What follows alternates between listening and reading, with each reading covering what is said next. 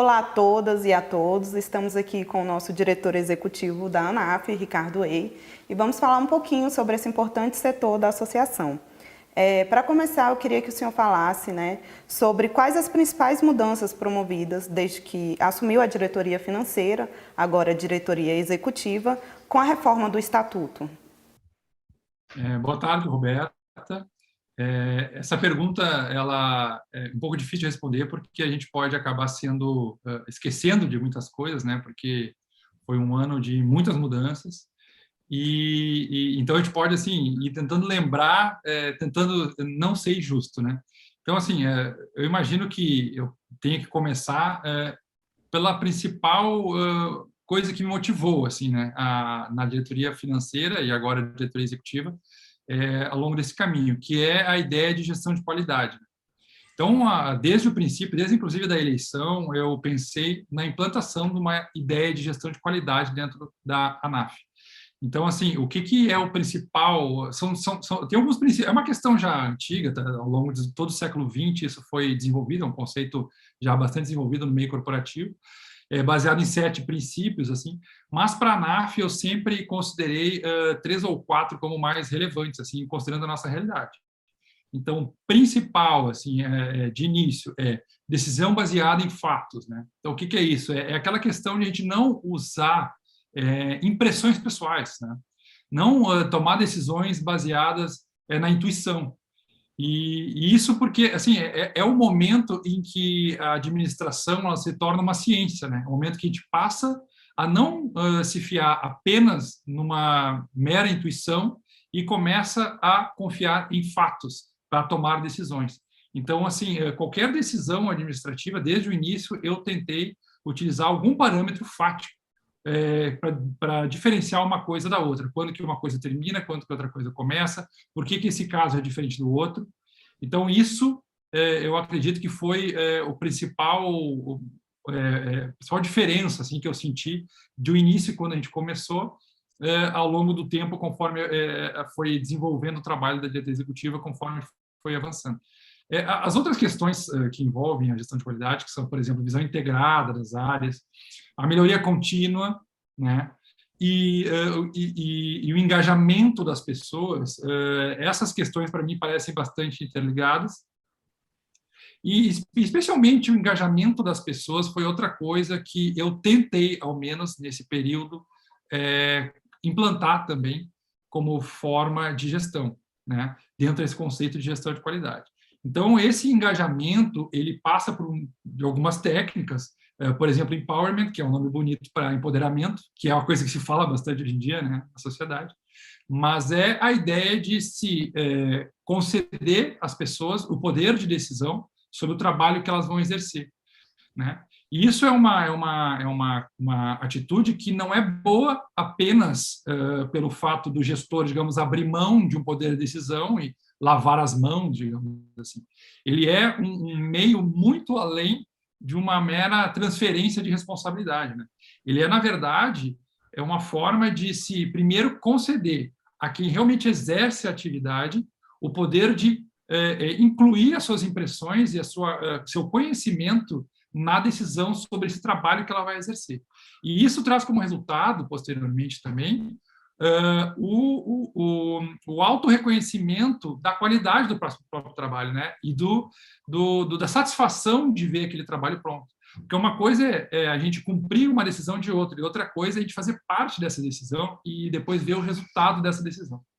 Então, isso envolve um dos princípios até da gestão de qualidade, que é o engajamento das pessoas.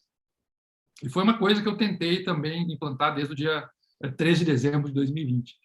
Dentro desse andamento da gestão de qualidade, houve diversas implantações, digamos assim, que dá para a gente ir citando também, né? Como é o caso, por exemplo, da automação de processos, que logo que a gente assumiu em dezembro, uma das coisas que eu percebi, especialmente na área financeira, era uma quantidade muito grande de processos de trabalho manuais, e isso gera muito risco de erros, né? Especialmente na área financeira, é um risco que a gente não pode correr, né? Tem também como envolvia a área financeira, tinha uma área muito preocupante, que era a área da cobrança, que a gente via que não tinha um procedimento estabelecido, não tinha política estabelecida, e isso gerava muita dificuldade para os funcionários que trabalhavam nessa área da cobrança na gestão financeira. Então, a minha preocupação inicial ali, inclusive, foi um dos primeiros projetos que eu apresentei para a diretoria para normatizar, foi a questão da cobrança. Então, lá em janeiro de 2021, eu apresentei para a diretoria um projeto de regularização de contas a receber. Então, essa foi a minha primeira preocupação, porque não havia método algum, por exemplo, não havia datas de pagamento. Associados pagavam dia 5, outros dia 15, outros dia 20, outros 2 meses depois, e, a rigor, não havia nenhuma irregularidade, porque não existia regra. Então, simplesmente, cada um fazia de um jeito e a coisa andava assim. A gente pode até imaginar isso em uma instituição pequena, mas não numa instituição que é a maior instituição de advogados públicos federais do Brasil, né?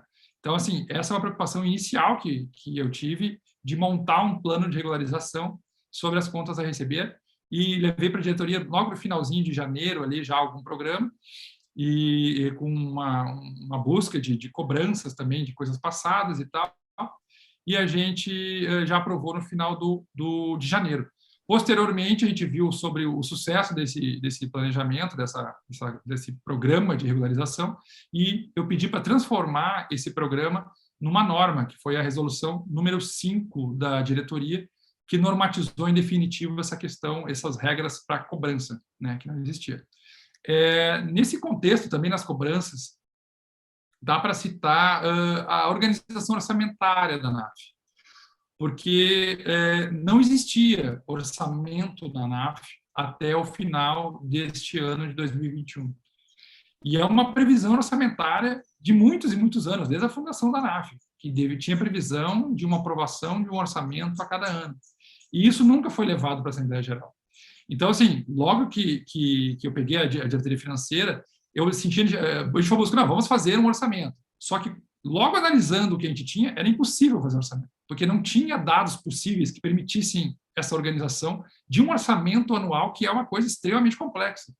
Então, assim, para dar início a um projeto de orçamento para o final do ano de 2021, no início do ano eu apresentei na diretoria colegiada um projeto de organização orçamentária, né? Uma norma que organizasse o orçamento da ANAF, estabelecesse as regras básicas, o que seriam as rubricas, a classificação de rubricas, qual é o nome de cada valor que entra, qual é o nome de cada valor que sai, isso aqui sai como verba trabalhista, isso aqui sai como verba de investimento, isso aqui sai... Que tipo de verba que entra ou sai da ANAF, né?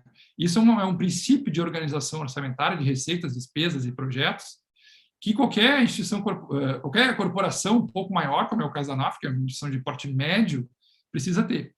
Então, a gente aprovou a resolução número 4, foi mais ou menos junto com a de cobrança, inclusive, para estabelecer, então, essa organização orçamentária, né, durante o ano 2021, que permitiu, a partir daí, a categorização das receitas e despesas, que, ao final do ano, permitiu que eu fiz um projeto de orçamento e levei para a Assembleia Geral, que a gente aprovou, então, esse inédito, esse primeiro orçamento da ANAF, da história da ANAF, que está vigendo já agora em 2022.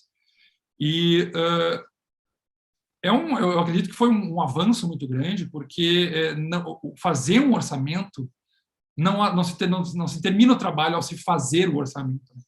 A gente precisa controlar a execução desse orçamento, que é um outro passo, que talvez seja até mais complexo.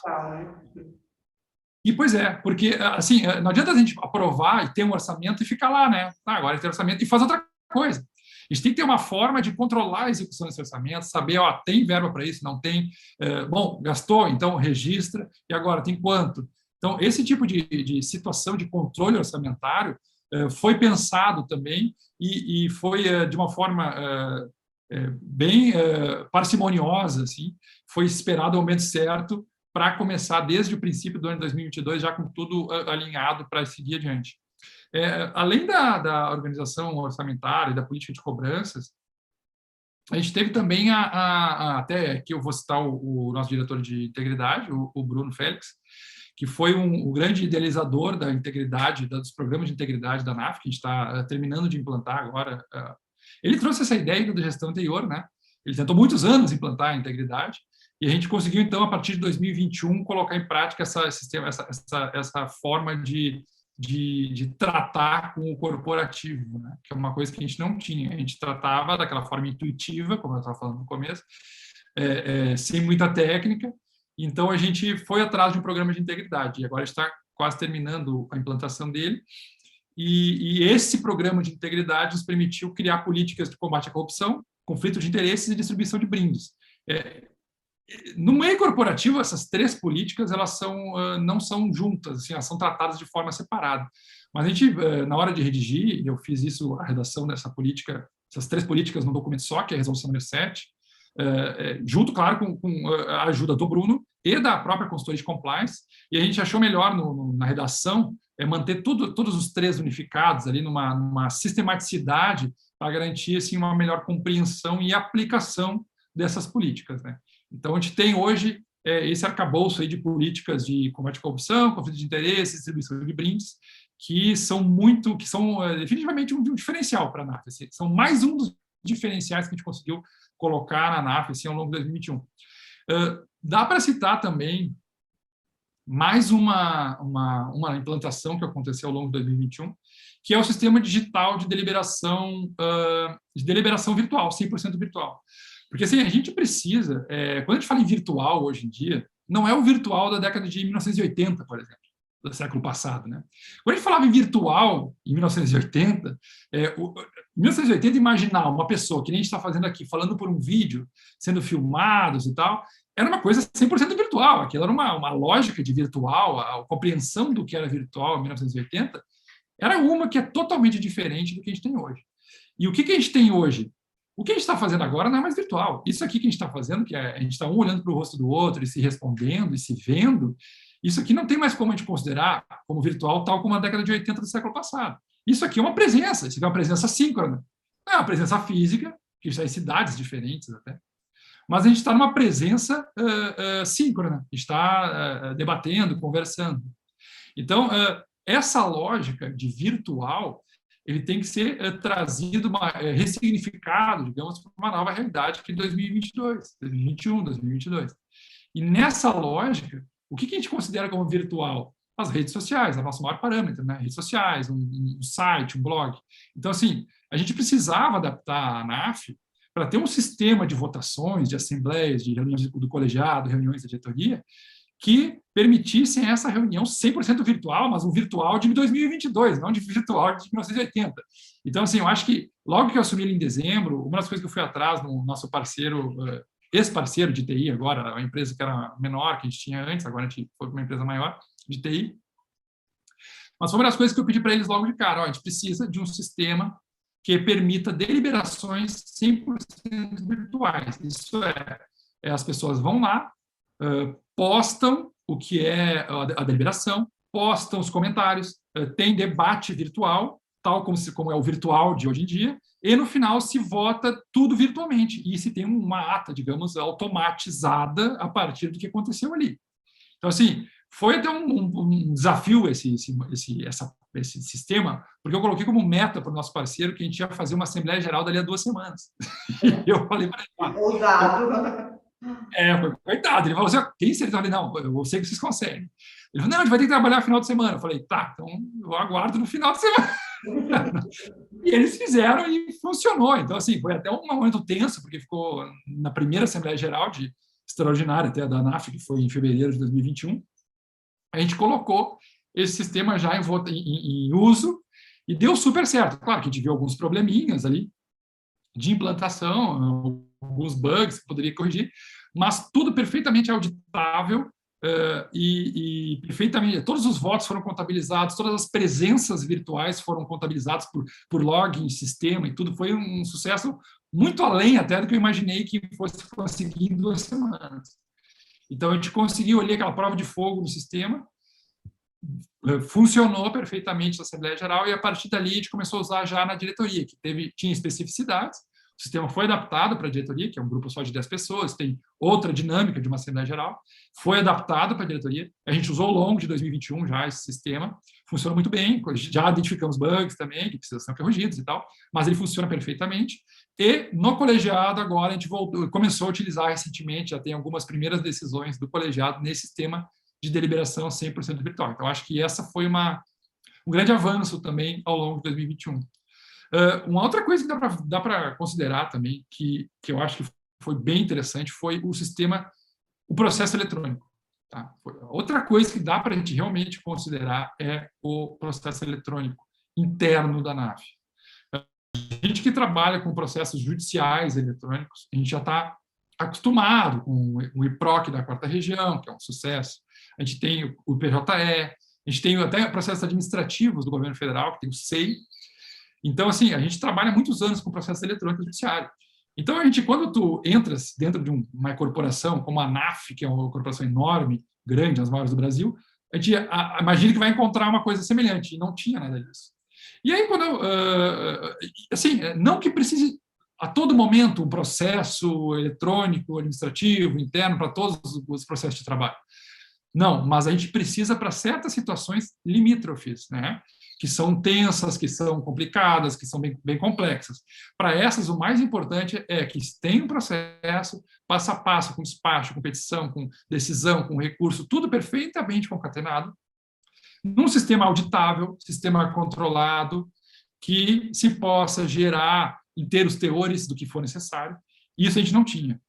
A gente foi atrás, me lembro que eu pesquisei no mercado, eu e o Bruno, de novo, Bruno da Integridade, a gente foi atrás do mercado, o diretor de integridade, a gente foi atrás do mercado de se encontrava algum sistema que atendesse essa demanda. Não existia, assim, no primeiro momento a gente não encontrou. Pesquisou muito mais e encontrou 2. Tá? Um deles era uma fortuna, era muito caro mesmo. Era muito caro, era por usuário, um preço totalmente desarrazoado. E ele era baseado na ideia de feitura de contratos, ele era uma outra lógica de empresas, assim. Ele não era um processo administrativo exatamente. E aí a gente encontrou esse outro que não era perfeito porque a gente queria, mas ele atendia boa parte dessa necessidade de um processo eletrônico administrativo interno. Então, a gente entrou em contato com eles, pediu, olha, a gente pode fazer uma implementação nesse sistema que vocês já têm para adaptar para o que a gente precisa de um processo eletrônico. E aí eu tive que fazer diversas chamadas de vídeo com eles, presenciais síncronas, né?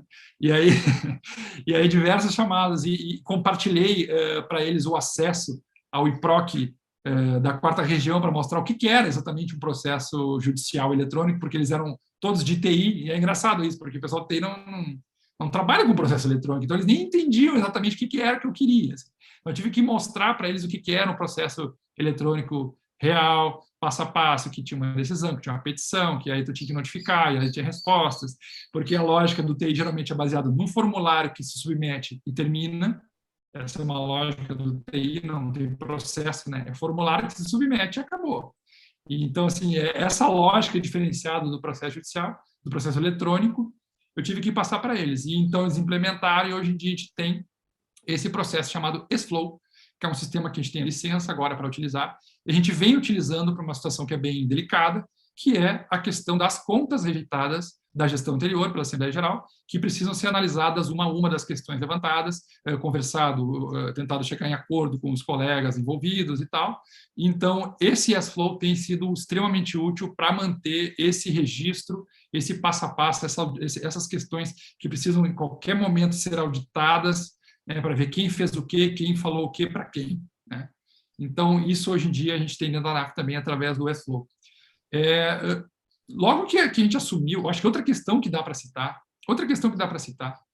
é a questão da regularização fiscal da ANAF. Logo que a gente assumiu, havia uma pendência fiscal da ANAF na Receita Federal, mais de uma, na verdade. E isso tinha sido notificado pela Receita em novembro, mas logo que a gente assumiu em dezembro, a gente não foi informado, e aconteceu de isso passar quando a gente viu, em fevereiro, já estava sem a certidão negativa de débitos perante a Receita. Foi um momento bem tenso, assim, porque uma instituição como a ANAF, que envolve, inclusive, procuradores da Fazenda Nacional, não ter uma certidão negativa de débitos é um problema inclusive, não só de integridade, mas inclusive de imagem, né, que pode ser bem complicado. Então, a gente viu que não era, assim, questões insolúveis, eram questões solúveis, mas precisavam de muito trabalho para resolver. E, nesse meio tempo, a gente percebeu que muito dessa dificuldade vinha da própria incapacidade da empresa de contabilidade anterior, nossa parceira também, que ela era uma empresa pequena, que não atendia o tamanho da ANAF também. Eles não tinham perna, digamos assim, para atingir o que a ANAF exige no seu dia a dia.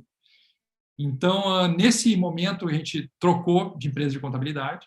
Foi uma empresa que tivesse, e aqui eu vou lembrar agora a questão de gestão de qualidade, né, que a gente tem que ter fatos, né, para tomar decisões. Não é assim, eu acho que essa empresa não atende, eu acho que aquela outra atende. Isso é uma intuição, não adianta de nada, né, uma gestão de qualidade. Então, o que era o fato? Bom, temos uma empresa de contabilidade que nos permitiu chegar no ponto de ficar sem CND, sequer nos avisaram, e não tinham, nas reuniões, inclusive, que participou, a gente estava em plena auditoria externa, participou o auditor e tudo mais, eles não sabiam como resolver. Então, assim, a gente viu naquele momento que não tinha mais como prosseguir, e a gente foi atrás de uma empresa que tivesse fatos assim, reconhecidos socialmente que nos permitissem concluir que eles poderiam nos atender. Então, a gente foi atrás de uma empresa de contabilidade que tem certificação ISO 9001, que é a maior rede de escritórios de contabilidade da América Latina, e aí a gente contratou essa empresa. Claro que pesquisou com outras empresas e tal, mas essa foi que apresentou a melhor proposta.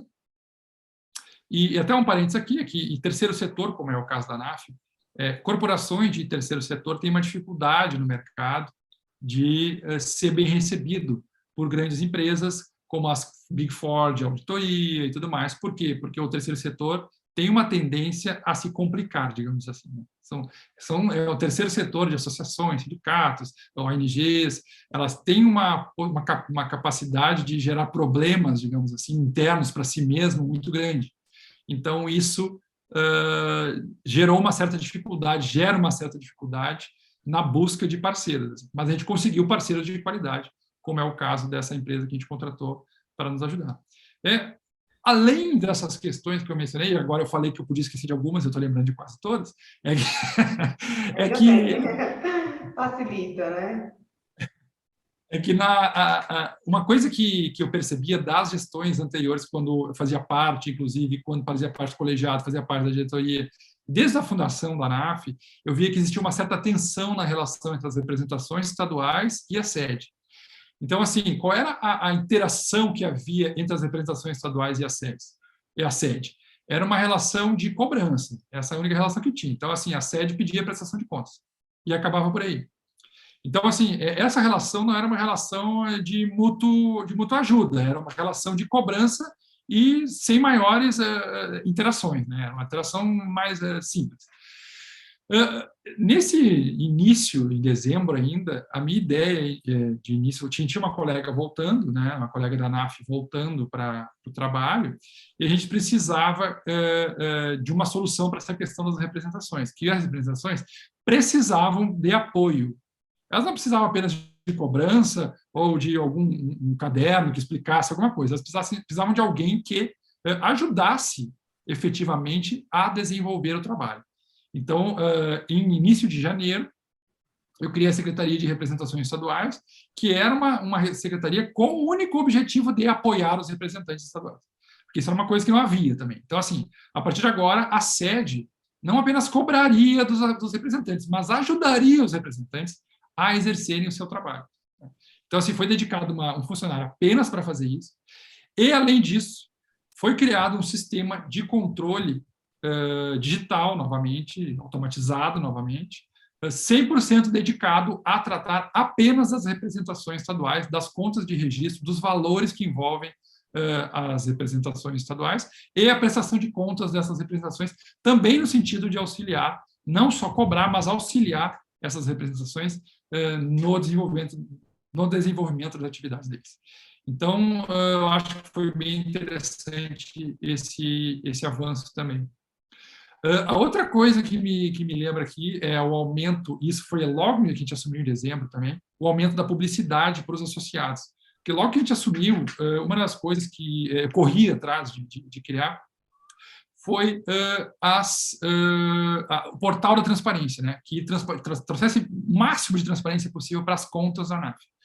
Então, assim, ainda em dezembro, a gente conseguiu lançar esse portal da transparência, em que as contas foram todas consolidadas para permitir a busca pelos colegas.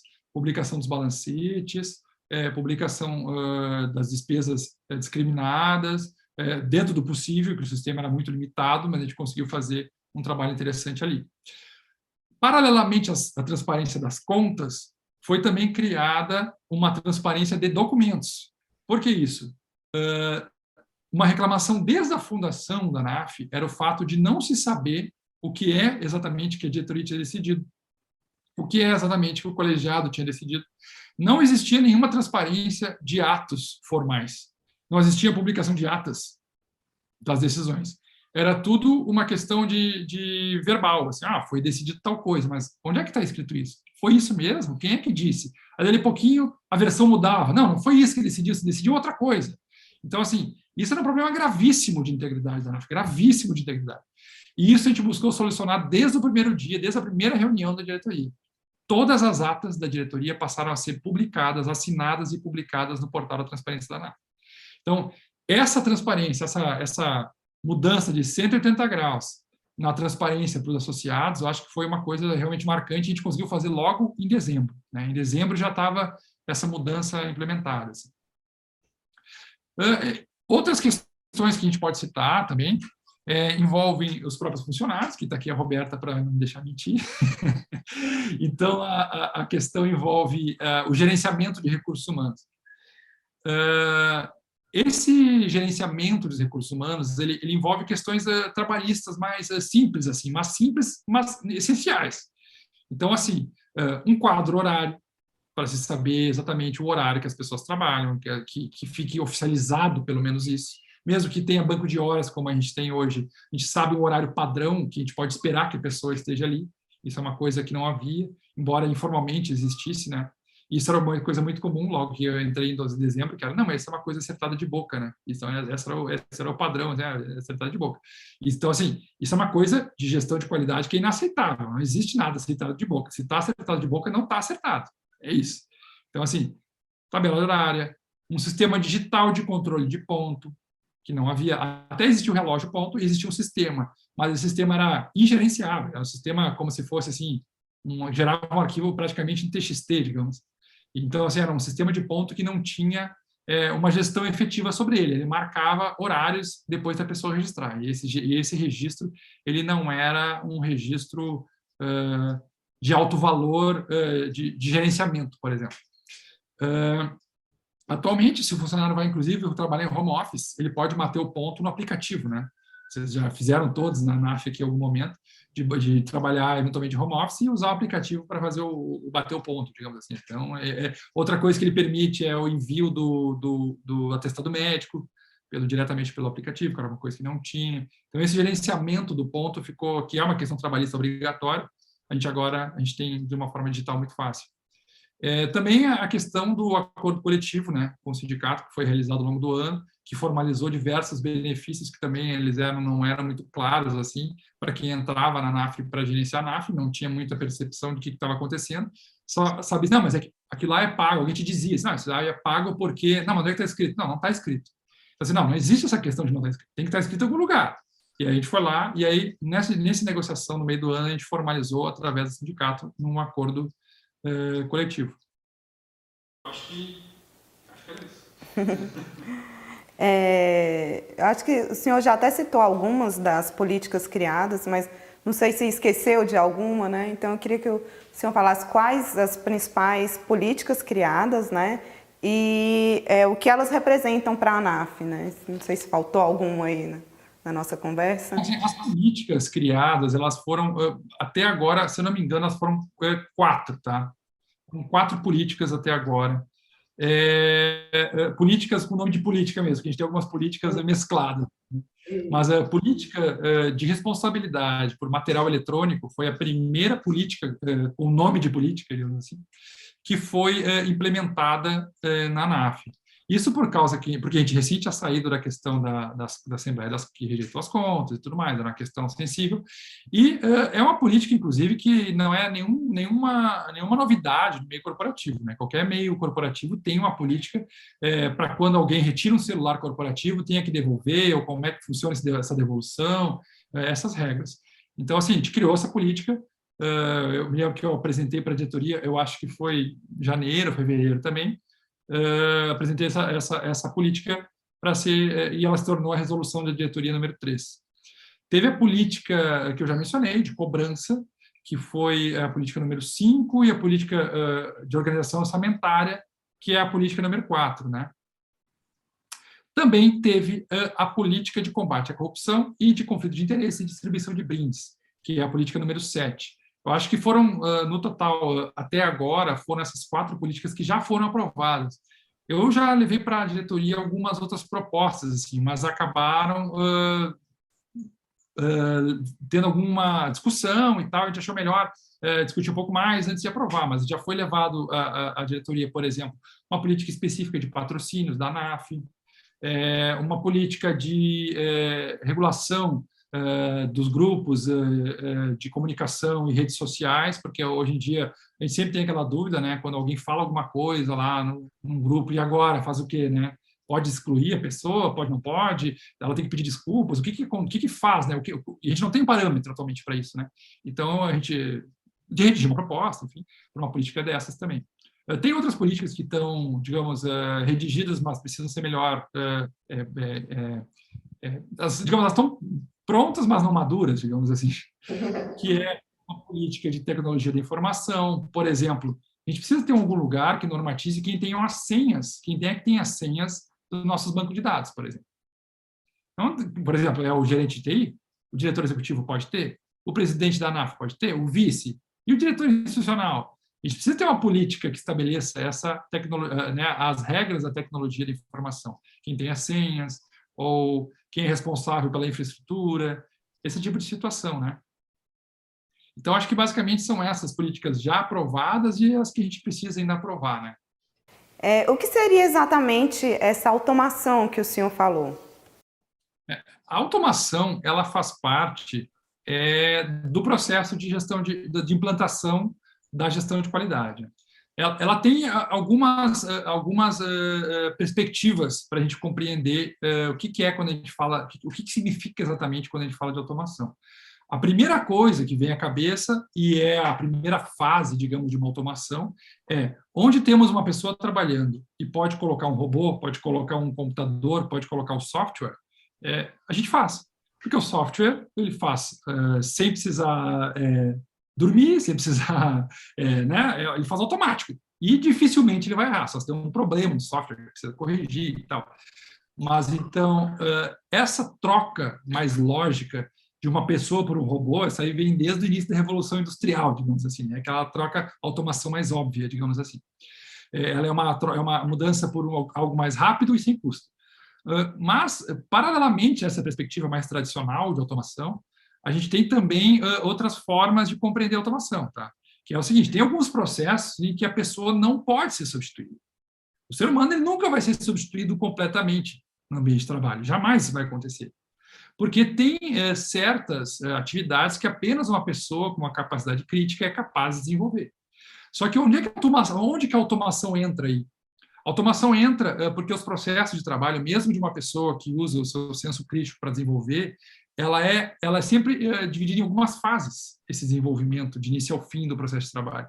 E em algum momento desse processo, a gente consegue introduzir pequenos pontos de automação que eles podem agir em duas vertentes. Tá? Ainda dentro dessa automação em que tem uma interação humana junto, necessariamente, a gente consegue ainda dividir em duas formas. E aqui eu vou citar, já que eu falei na gestão de qualidade, a gente tem, toda vez que a gente fala em gestão de qualidade, a gente fala também no processo do sistema Toyota de produção. Tá? Porque, assim, falando em Toyota, a gente lembra do Japão e tal, e, assim, quem criou a gestão de qualidade, quem criou foi, basicamente, se considera-se o pai da gestão de qualidade, é um norte-americano, né? Na década de 20, 10, 20, por aí, ele criou a ideia de se usar dados para gerir. Foi a primeira pessoa que pensou nisso. Temos que usar estatística para gerir. Ele tinha um objetivo na época, que era mais limitado, era tentar descobrir por que tinha horas que uma máquina produzia o produto bem e depois ela produzia mal. Então, era basicamente isso. Ele queria entender por que tinha essa variação de qualidade. Esse foi o primeiro mote dele, né? A partir daí, essa ideia foi desenvolvendo nos Estados Unidos e chegou no Japão, pós-Segunda Guerra. Quando chegou no Japão, pós-Segunda Guerra, essa gestão de qualidade deu um salto muito grande. Assim. Ela se desenvolveu de uma forma muito além de se buscar defeitos. Ela passou a evitar erros, passou a buscar muito. Hoje em dia se fala em ESG, se fala em outras questões envolvendo a qualidade. Né? A qualidade deixou de ser apenas buscar o motivo de um erro, como começou. Ela está muito além disso. E nesse muito além disso, que surgiu o sistema Toyota, no Japão, e dentro do sistema Toyota tem esse conceito de Pokayoke. Tá? Não sei, os que falar japonês pode dizer que eu estou pronunciando errado. Então, me desculpem, mas como eu pronuncio, é Pokayoke. Então, Pokayoke ele é um conceito dentro do sistema que ele parte da ideia de que todo processo de trabalho em que necessariamente participe um humano, ele tem que buscar duas coisas possíveis. Ou evitar que esse humano cometa o erro, ou seja, o humano tenta cometer o erro, ele não consegue, porque a máquina, na automação, em algum momento, ela evita esse erro. Ou, se isso não é possível, que o humano, ao cometer o erro, ele é avisado do erro. Ele não consegue ser impedido, mas ele erra, ele é imediatamente avisado, ou em algum momento ele é avisado.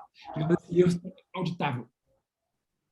Então, o Pokayoke, ele te dá esse conceito que te dá essa percepção dos processos de trabalho, sabe? Tu percebe que tu pode buscar uma automação que não é substituir a pessoa, mas ajudar a pessoa a não errar, ou ajudar que, se a pessoa erre, ela perceba esse erro dela. Então, a gente tem que, sempre que analisa, mapeia um processo de trabalho, a gente fica o tempo inteiro buscando a parte em que essa pessoa ela é essencial, a parte que não é, e na parte que ela é essencial, em que momento que ela pode ser ajudada por uma máquina a não errar, ou ajudada a máquina a perceber o seu erro. Né? Só para dar um exemplo, uma coisa bem fácil de compreender, quando a gente vai preencher um formulário na internet, a gente vai lá, por exemplo, CPF. A gente preenche nosso CPF e quando vai dar um enter, o formulário da internet fala, você preencheu errado. Por quê? Porque tu digitou um dígito ali e ele tem uma fórmula por trás, que tu não está vendo, a máquina fez o cálculo e disse, você preencheu errado porque tu não preencheu os requisitos do número de CPF. Então, o formulário, com esse tipo de dinâmica por trás, ele está evitando que o ser humano que preencheu errasse. Ele, ao criar essa lógica, ele não permite que o ser humano erre ao preencher o formulário de CPF. Então, isso é um exemplo de Pokayoke, um exemplo do conceito de se evitar que o ser humano erre. E uma outra ideia, assim, só para preencher, para a gente ver um exemplo de Pokayoke na outra vertente, que é de anunciar o erro, né? A gente pode citar até, de repente, um exemplo mais óbvio, que é, por exemplo, uma linha de produção, uma esteira passando, que a pessoa tem que colocar o parafuso de um lado da porca. E aí, logo adiante, tem um sensor que confere. Em algum momento, essa pessoa coloca o parafuso lá virado da porca. Passa pela esteira, ela segue fazendo o trabalho dela, mas quando chega no sensor, o sensor percebe e toca um alarme e a esteira para. Então, assim, a máquina não permitiu que ela errasse, a máquina não evitou que ela errasse, mas avisou no momento que ela errou. Então, assim, a gente tem esses tipos de conceitos que a gente tem que considerar quando pensa em automação de processo, que levam desde a lógica mais básica, né, que vem lá do início da Revolução Industrial, que é a substituição do homem pela máquina, digamos assim, e tem também esse conceito bem mais moderno, já vindo da gestão de qualidade, sistema Toyota, que é essas duas vertentes do Pokayoke. Muito bom. Eu queria que o senhor fizesse uma avaliação, né, desse período entre as duas diretorias aí, duas diretorias importantes, né, e dissesse um pouco de quais foram os maiores desafios, né, tanto na diretoria financeira quanto agora na diretoria executiva. Perfeito. Assim, avaliando, olhando para trás, assim, hoje, eu vejo que foi muito interessante o fato de... Eu tenho uma formação, não sou formado em administração, sou formado em direito, mas eu tenho uma certa formação, eu fiz alguns cursos na Fundação Getúlio Vargas, de auditoria interna, de mapeamento de processos, de gerenciamento de processos, de gestão de qualidade, Então, assim, eu tenho um pequeno background de formação na área de gestão, digamos assim. Também tenho um certo conhecimento de tecnologia da informação, sou desenvolvedor de TI, amador, digamos assim, há um tempo, né? Então, assim, especialmente as questões de gestão de qualidade, de mapeamento de processo, de auditoria, eram conceitos que eu tinha utilizado já ao longo da vida, mas de forma muito marginal, né? E foi muito instigante no começo. Quando eu cheguei, logo que assumi na diretoria financeira, agora a diretoria executiva, que percebi a necessidade nítida assim, de implantar alguns desses conceitos, tentar pelo menos, né? Porque esse tipo de gestão de qualidade, a implantação de uma gestão de qualidade, ela leva muito tempo, né? Ela não é uma questão assim, implantei, pronto. Não, é uma coisa que a gente vai e é um trabalho que a gente, como eu falei lá atrás, exige engajamento, né? Então, assim, o engajamento é uma coisa que a gente consegue uma vez. Engajamento é uma coisa que a gente tem que manter, né? Engajamento não é uma coisa que a gente conseguiu e acabou. Então, assim, é uma questão que a gente tem que permanentemente manter. Então, assim, foi interessante, assim, foi muito interessante essa transformação do teórico de pouquíssima prática, uma coisa extremamente prática, que foi colocar isso em andamento dentro da ANAF, assim, dentro do possível, né? Dentro das minhas limitações, dentro das limitações da ANAF e dentro das minhas limitações técnicas de se fazer tudo isso. Então, assim, depois de colocar tudo isso em prática nesse último ano, eu já tenho uma avaliação também de gratificação, assim, de ver que muita coisa deu certo. Vejo que muita coisa está funcionando, e aí eu já deixo o agradecimento a vocês, os funcionários, porque, como eu falei, vocês, graças ao engajamento de vocês, que dá certo. Né? A gente não adianta ter um engajamento, assim, imagina eu estar engajado, não existe isso. Né? Então, assim, a gestão de qualidade só dá resultado quando a gente vê o engajamento, então, assim, foi nítido o engajamento de todo mundo. E isso é uma coisa que é demorada, que a gente tem que evoluir juntos, assim, aprender juntos, inclusive, as limitações, porque cada corporação, inclusive, tem uns detalhes, assim, que mudam um pouco, a gente precisa exigir que a gente faça adaptação, né, da técnica, assim. Mas isso faz parte do processo, né? Por isso que demora, porque a gente tem que ir adaptando e evoluindo devagarinho todos juntos, né? A gente tem que evoluir devagarinho todos juntos, adaptando conforme as necessidades. Então, essa transição toda nesse último ano assim, foi também um período de muito aprendizado, porque não adianta a gente ter um conhecimento teórico sobre alguma coisa sem ter visto a prática também, né? São as coisas que se interligam, que geram efetivamente o todo, né? Então, assim, foi digamos, uma experiência, uma viagem bem interessante esse último ano aí. Sobre os desafios, eu vejo justamente isso que eu falei sobre engajamento, assim, que não envolve apenas aí os funcionários, agora eu falo sobre a alteração da cultura corporativa, que envolve os diretores, os representantes, os conselheiros e os próprios associados. Né? Então, assim, alterar, fazer modificações substanciais numa cultura não é de um dia para o outro. Né? Tu precisas realmente que as pessoas compreendam que aquilo é importante, porque ninguém quer mudar o que fazem todos os dias. Eu fiz a vida toda, por que eu vou mudar? E outra, e aqui eu vou trazer de novo a ideia de gestão de qualidade como uma gestão baseada em fatos, né? em gestão baseada em números, em fatos. A gente tende a fazer tudo com base na intuição. Né? Quando a gente olha para uma cadeira, para uma parede, a gente usa a intuição para reconhecer, isso aqui é uma cadeira, isso aqui é uma parede. A intuição a gente trabalha com a intuição 95% do dia, quando a gente está acordado. Né? A nossa intuição é o que trabalha. 5% do dia a gente trabalha com digamos, o sistema 2, né? Como diria o Daniel Kahneman. O sistema 2 é um sistema em que é aquele sistema de tu tem que parar, pensar, raciocinar, aquilo chega a cansar, tu fica 5 minutos aquilo aí, tu quer fazer outra coisa, que não é intuitivo. Tu tem que parar e tem que ir contra a tua intuição muitas vezes. Então, assim, a tendência que a gente tem, isso do ser humano, é seguir a sua intuição. Tá? O problema é que a intuição erra muito. A intuição erra, tipo, grosseiramente, quando a gente está falando em questões estatísticas. Assim, ela é grosseira. Não, isso aqui eu acho. Bom, vai botar no papel. A maioria das vezes que tu achas alguma coisa e envolve estatística, tu está grosseiramente errado.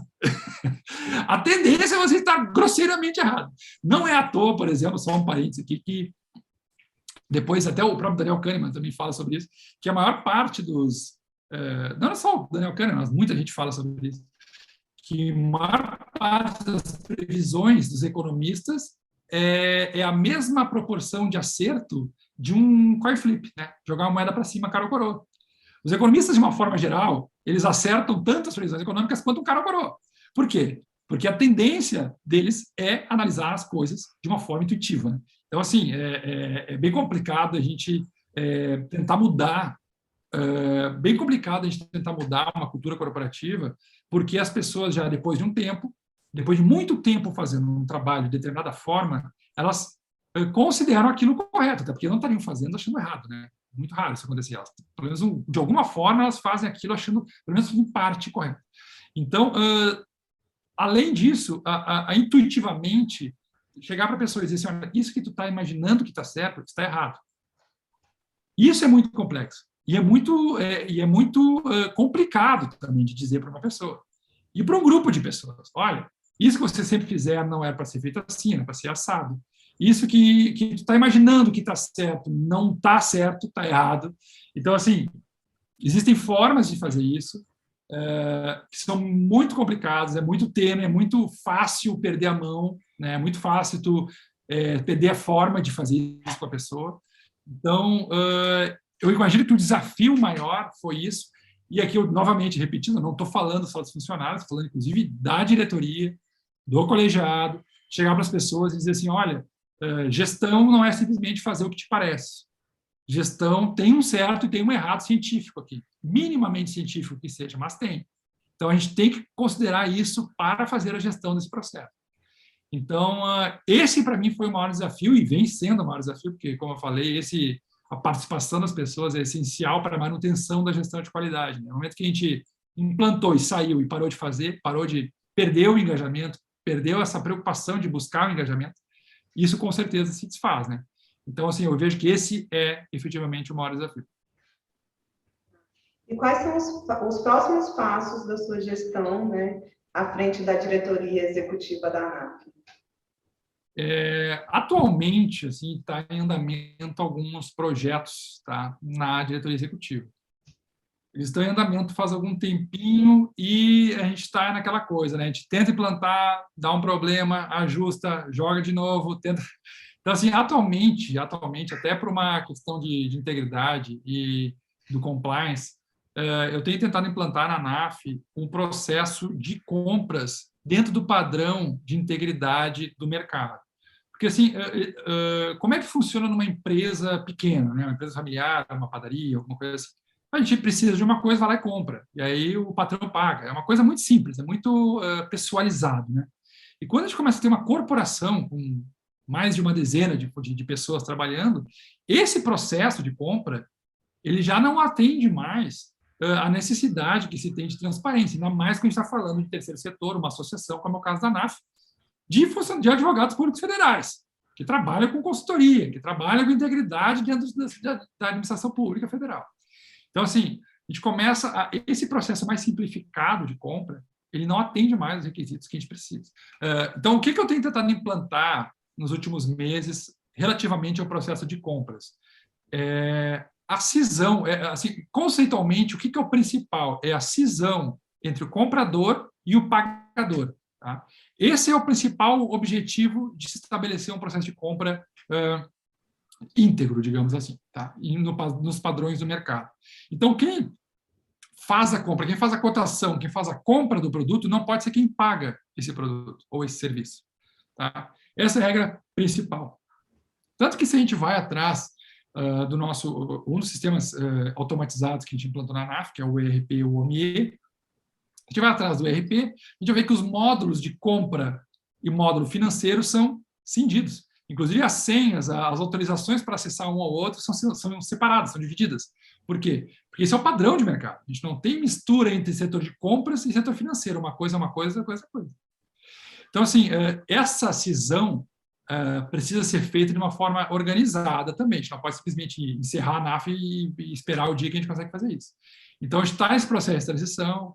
até vocês têm acompanhado, né, que a gente tem dois colegas que vão ser responsáveis por fazer esse setor de compras, cada um conforme o centro de custos da ANAF, né, estadual ou sede. Então, a gente está nesse processo de transição. A gente está aguardando um outro sistema que é integrado ao nosso ERP atual, integrado ao OMIE, que esse aplicativo integrado ao nosso ERP, ele é um aplicativo específico de organização desse processo de compras.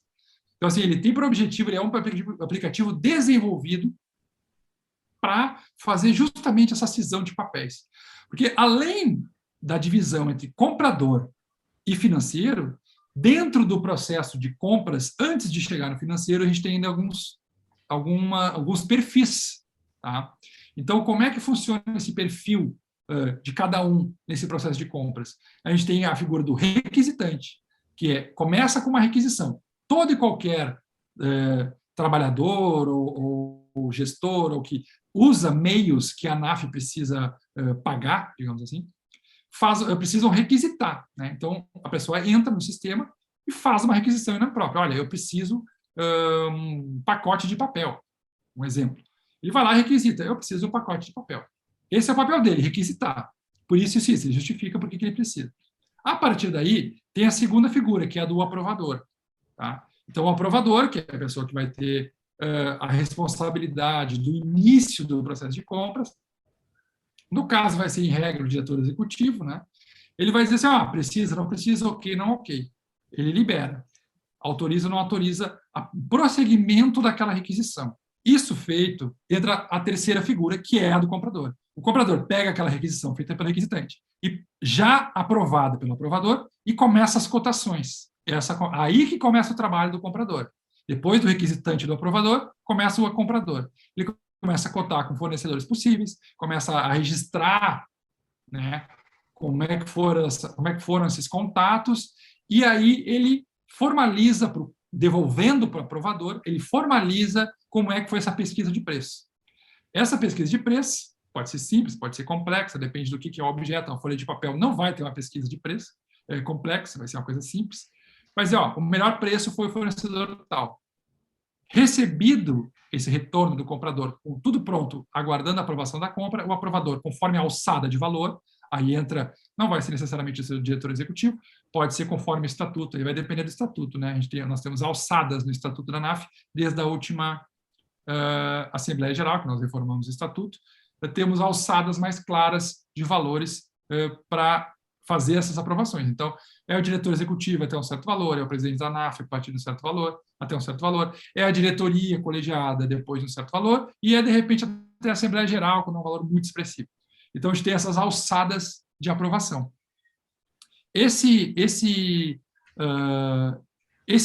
momento em que o aprovador, conforme a alçada lhe permite, aprova a compra, é nesse momento em que o comprador finaliza o processo e, ao finalizar esse processo, dentro desse sistema específico de compras, que é integrado ao nosso ERP, ele joga automaticamente, por integração, dentro do sistema do financeiro do ERP, o resultado dessa compra para pagamento. E, a partir daí, não é mais o comprador que trabalha, digamos assim. A partir daí, quem vai fazer esse pagamento jogado lá dentro é o responsável pelo financeiro da ANAF. Então, a gente vê aí que são vários papéis, cada um com um objetivo e com uma responsabilidade. E isso tudo, depois ainda vai chegar no final, depois do pagamento, a gente pode até citar aqui que é interessante, tem a conciliação bancária ainda, que isso atualmente é feito pelo próprio diretor executivo, que eu faço a conciliação bancária para garantir que tudo que foi feito, registrado dentro do sistema financeiro, dentro do ERP, do OMIE, tudo que aconteceu dentro do sistema, realmente aconteceu no banco, e vice-versa, né? E o que não pode acontecer é ter um pagamento ou ter uma saída de valores no extrato bancário e a gente não achar não acharmos a justificativa dentro do ERP. Então, a gente tem que ter a conciliação para integrar essas coisas. Eu estou citando isso porque, quando eu entrei em dezembro, essa conciliação bancária era manual, tá? Para ver o risco financeiro que a gente corria. Era um processo feito manualmente, com extratos bancários impressos e riscados à caneta.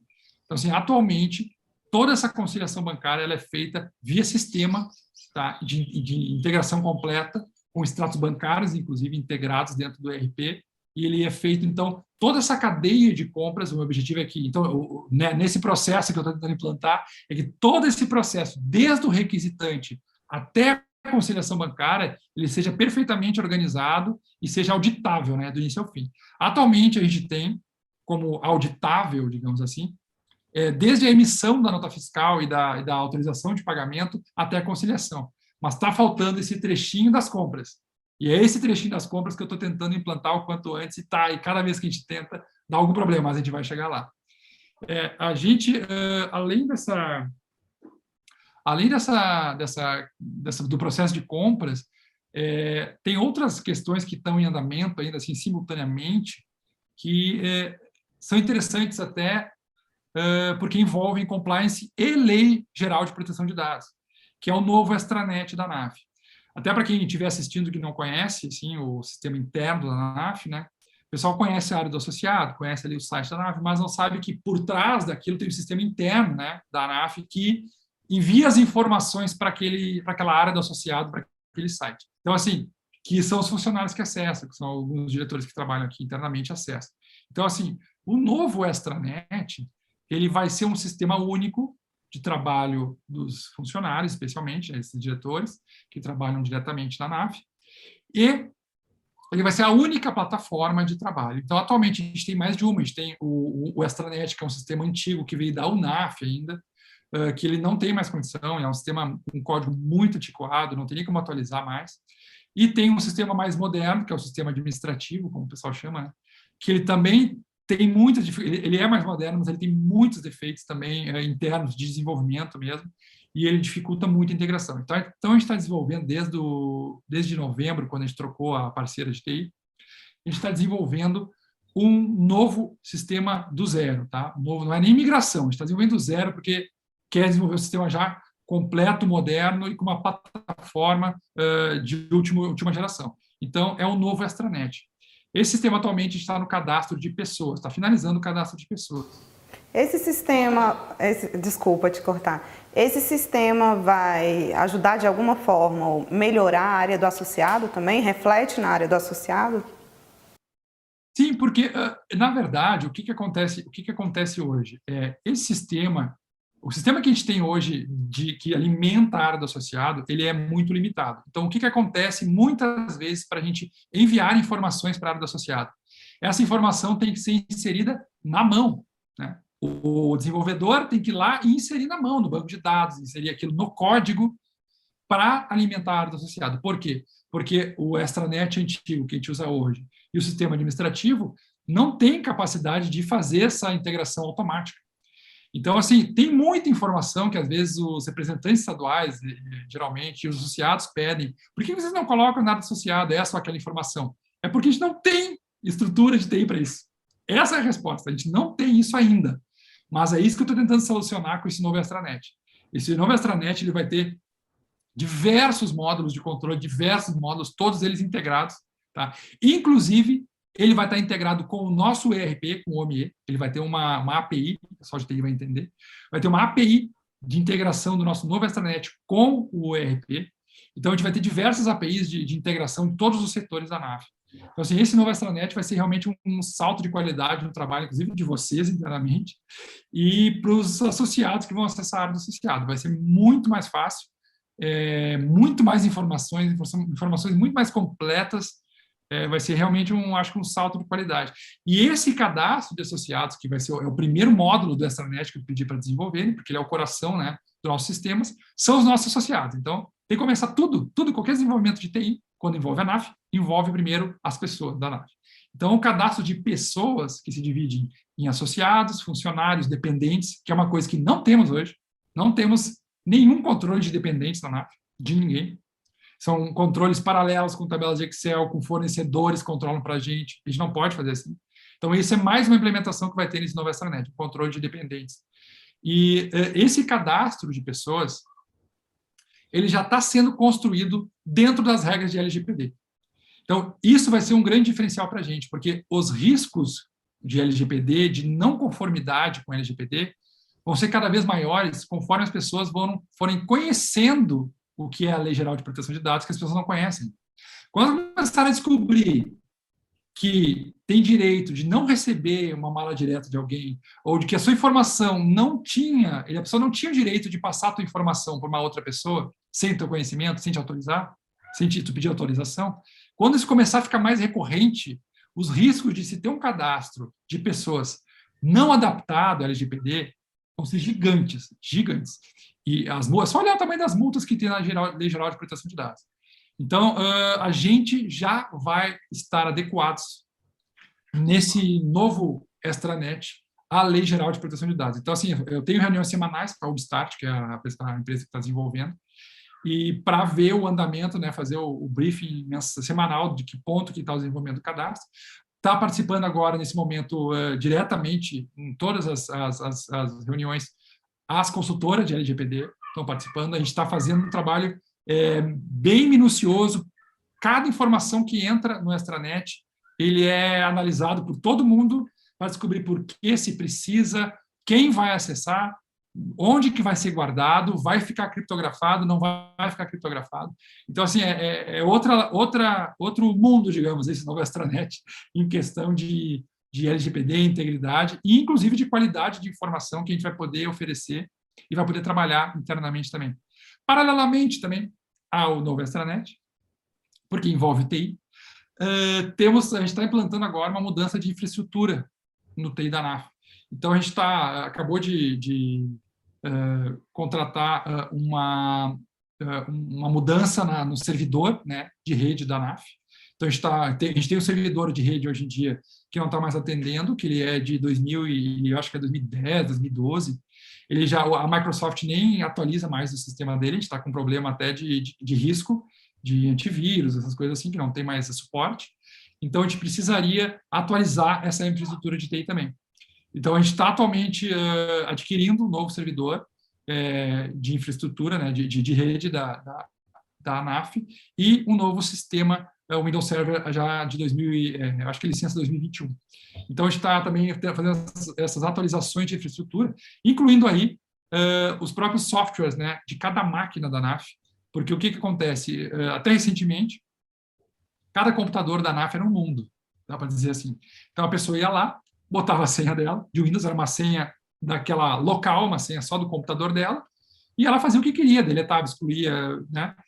A pessoa podia sair, como aconteceu, eventualmente aconteceu já, né? A pessoa saiu, foi lá, deletou os arquivos, e aí quando a gente foi atrás, mas estava na máquina do fulano, o fulano saiu e deletou tudo.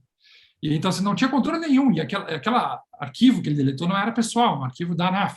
Então, assim, esse tipo de situação às vezes acontece até sem querer, até a pessoa faz porque imaginou que não precisava, mas esse tipo de controle de rede, né, agora a gente vai ter através dos softwares de rede que a gente adquiriu para as máquinas. Então, assim, cada login que os funcionários ou os diretores fizerem no seu notebook, que é da ANAF e tal, dentro da sede, esse login não vai ser apenas um login local, vai ser um login na rede da ANAF. E essa rede da ANAF vai ser uma rede que vai ter digamos, um master, né, que é o pessoal do TI, que é o gerente de TI, ele tem essa capacidade de evitar perda de dados, evitar deleção de dados. Então, assim, a gente tem esse incremento de infraestrutura de TI que estava precisando realmente. Assim. E, por último, eu deixo a cereja do bolo, eu deixo o diamante. Então, a ANAF Saúde, definitivamente, é o principal projeto para 2022 na ANAF. Eu vi que a pergunta foi da diretoria executiva da ANAF, e não da ANAF Saúde.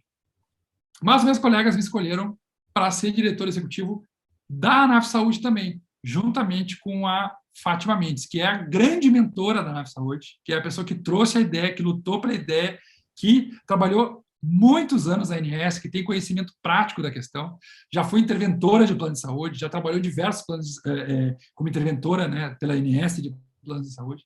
Então, é a pessoa realmente por trás da ideia que fez a gente ir atrás desse diamante a lapidar que é a ANAF Saúde. Então, assim, eu acho que é um grande projeto 2022. Não acredito que exista um outro projeto até hoje que a gente possa considerar na ANAF que seja do mesmo patamar da ANAF Saúde. Eu acho que definitivamente é o maior salto que a gente deu de busca de um projeto de grande relevância. Não existe outro projeto que seja parecido com a ANAF Saúde na minha percepção.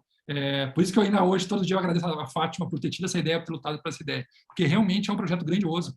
E, assim, ele tem um potencial tão grande, para a ANAF, como instituidora, porque ela tem a capacidade de atrair atenção para a ANAF como instituidora de tal forma que a ANAF, que já é a maior, ela vai se tornar, ela tem a tendência a se tornar a única associação. Porque ela vai se tornar num nível de diferença em relação às outras que não tem como comparar mais. A ANAF Saúde, ela é um diamante a ser polido. A gente só precisa polir esse ano, a gente não pode errar esse ano. Então, assim, é o nosso diamante de 2022, é a ANAF Saúde. Então, eu acho que como desafio, assim, para 2022, eu coloco a ANAF Saúde junto, mesmo sendo uma mistura de papéis aí, que em breve a gente vai ter que... Eu não posso me reeleger, né, na ANAF, nem que eu quisesse me manter como diretor executivo da ANAF, eu poderia, pela ótima regra que mantivemos no Estatuto, que é da limitação de mandatos, que é uma coisa essencial para a ANAF se renovar. Já estive em outra gestão, estou de novo aqui, tem que acabar uma hora, não posso ficar aqui para sempre, porque daqui a um pouquinho... Isso houve um estadista que comentou alguma coisa no seguinte sentido.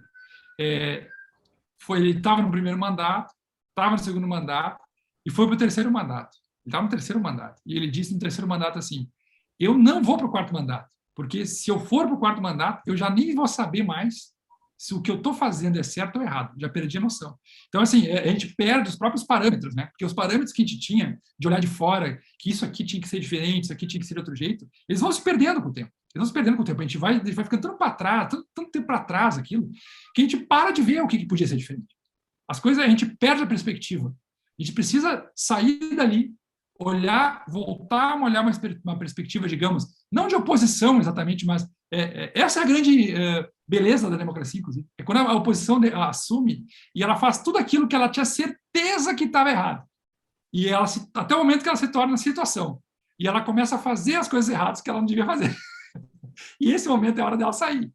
Então, assim, essa transição de uma coisa para outra, assim, de grupos e de pessoas, ela é importante. Então, assim, no final do ano, necessariamente eu saio da ANAF como diretor, mas meus colegas me escolheram para ser diretor executivo da ANAF Saúde. Então, eu acho que, por enquanto, tem essa mistura de percepções, mistura de funções, mas em breve isso vai deixar de ser, até porque é necessário que não haja essa confusão, né, entre as duas instituições. É uma coisa extremamente, inclusive, perigosa ter uma mistura de papéis assim. Mas, por enquanto, a ANAF Saúde ela não está constituída completamente, né? A gente está em processo de constituição ainda, então, por enquanto, não sou ainda exatamente um diretor executivo da ANAF Saúde em funcionamento, digamos assim, em atividade. Então, sou diretor executivo da ANAF e um pretendente a diretor executivo da ANAF Saúde. Pegando esse gancho, você se sente preparado para exercer a figura de diretor executivo da operadora? Olha, sobre estar preparado para exercer a função, eu tive uma formação em gestão, embora não seja formada em administração ou uma graduação na área de gestão, né? Eu tenho uma formação na FGV, no Tribunal de Contas do Estado do Rio Grande do Sul, também no Tribunal Regional Federal da 4ª Região, em gestão de qualidade, em gerenciamento de processos, em mapeamento de processos, e em auditoria interna. Então, assim, alguma gestão, alguma formação na área, especialmente de gestão, eu já trago na bagagem de muitos anos. Assim. Além disso, terminamos agora, acho que foi semana passada, a última aula, de um curso de formação na KPMG específica, um curso específico para planos de saúde. Então, participou, inclusive, a Fátima, que é a minha colega na diretoria executiva da ANAF Saúde, né? Foi escolhida junto comigo para compor a diretoria executiva da ANAF Saúde. Também o Bruno, que vai fazer parte do Conselho Deliberativo da ANAF Saúde. Já mencionei ele aqui, eu acho, algumas vezes hoje. O Bruno ele vai fazer parte do Conselho Deliberativo da ANAF Saúde. Então, nós fizemos juntos esse curso de formação na KPMG para a operadora de saúde. Então, De formação, eu poderia mencionar esse histórico, né? Agora, além disso, eu acho que tem uma questão muito importante que eu considero para mim como um ponto relevante assim, para me sentir preparado, sabe? Que é o fato de ter trabalhado com saúde, embora tenha sido no Sistema Único de Saúde, mas eu trabalhei com regulação de saúde na AGU, através da judicialização da saúde.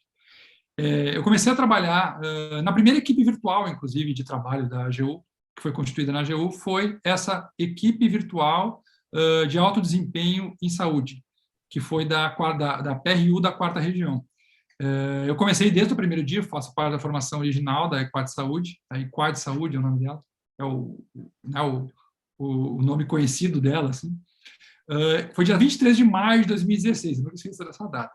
Então, eu tenho essa experiência, então, desde 2016, em judicialização da saúde no Brasil. A gente pode considerar que as normas específicas do SUS e as normas específicas da saúde complementar não são as mesmas. Elas realmente não são as mesmas. Mas a lógica por trás da judicialização é exatamente a mesma. Então, assim, o que a gente tem dentro do SUS, de regulação de saúde dentro do SUS? A gente tem resoluções normativas ou portarias do Ministério da Saúde. Nós temos, do outro lado, resoluções e portarias da Agência Nacional de Saúde.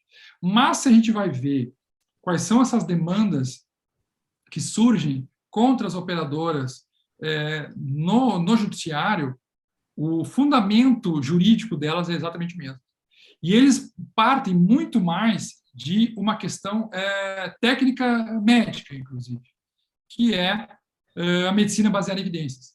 Então, assim, qual foi meu trabalho, exatamente, desde 2016, na AGU, com a saúde?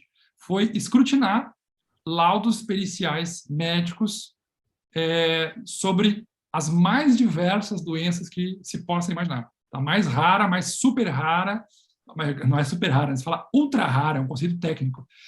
É uma ultra rara, comum, todas as formas possíveis que você pode imaginar de doenças e de medicamentos também, e tipos de medicamentos, e pesquisas científicas envolvendo esses medicamentos, tudo que vocês podem imaginar passou de alguma forma na equipe da Equad Saúde. Até porque a gente ficou de 2016 e essa equipe existe até hoje. Eu saí quando eu assumi aqui a diretoria executiva, em dezembro de 2020. A gente era responsável por todos os processos de saúde da região sul do Brasil. Tudo passava pela mesma equipe, que era essa Equad Saúde. Então, Santa Catarina, Paraná e Rio Grande do Sul, todos os processos de saúde envolvendo o SUS da Justiça Federal, né, passaram pela equipe que eu trabalhei. Então, assim, a gente tinha... o nosso trabalho era muito mais de análise científica pela perspectiva médica. Uma boa parte do trabalho era esse de pesquisa científica médica do que jurídica. E a questão jurídica envolvida era justamente uma questão de saber quais os limites da judicialização da saúde de uma forma geral. Então, não existia muita... Se a gente for ver como são fundamentadas as decisões judiciais em processo de saúde, a gente não vai encontrar muita diferença sendo SUS ou sendo plano de saúde. Vão ser mínimas as diferenças. Assim. O maior debate que a gente vê geralmente envolvendo se um procedimento ele atende ou não a ciência médica quanto ao resultado que se pretende. Basicamente isso. Curiosamente, isso foi muito antes da pandemia, que hoje em dia todo mundo fala em medicina baseada em evidências. Né? E em 2016, esse era o nosso dia a dia na Equad Saúde. Era tratar, inclusive quando foi criada a equipe, eu fiz uma apresentação para os colegas sobre as fases da pesquisa médica. Né? Na época, o pessoal que foi das Advogadas da União, que foram trabalhar na Equad Saúde, não tinham conhecimento sobre medicina baseada em evidência, o que era um tratamento considerado experimental, o que era um tratamento considerado já comprovado, digamos assim. E eu fui o responsável por fazer uma apresentação para os colegas em 2016, bem no começo. Então, assim, medicina baseada em evidências e judicialização da saúde é uma coisa que eu venho, assim, é meu dia a dia desde 2016, ou seja, 6 anos, ou agora 5 anos até, mais ou menos 5 anos até eu assumi como diretor executivo. Então, acho que essa experiência na AGU é me dá muito mais segurança, assim, de saber o que eu vou encontrar na ANAF Saúde e me ajuda a ter mais segurança para assumir o cargo. Muito obrigada, doutor Ricardo. O senhor quer fazer alguma consideração final? Eu que agradeço a oportunidade de conversar, né, sobre o que a gente fez ao longo de todo esse ano de gestão, né. Foi um momento muito gratificante da minha vida, com certeza. Foi muito bom ter trabalhado esse período todo com vocês, assim, e com certeza eu tenho só a agradecer o engajamento de vocês todos nesse projeto. Não teria como eu ter feito nada disso aí sozinho. Foi só graças ao engajamento de vocês e também a confiança dos associados e dos meus colegas no colegiado, diretoria, que me apoiaram sempre, confiaram, né, no meu trabalho, assim, que me permitiram colocar em prática conhecimentos e tentativas de trazer a ANAF para um outro patamar de integridade e de qualidade, de gestão de qualidade. Eu acredito que foi com base nesses resultados iniciais que fizeram meus colegas também confiar em mim de novo para minha nomeação para a ANAF Saúde, e eu vou tentar dar meu máximo para esse diamante ser polido e chegue, tenhamos realmente uma joia na coroa da ANAF, de principal associação da Advocacia Pública Federal. É isso. Muito obrigada mais uma vez.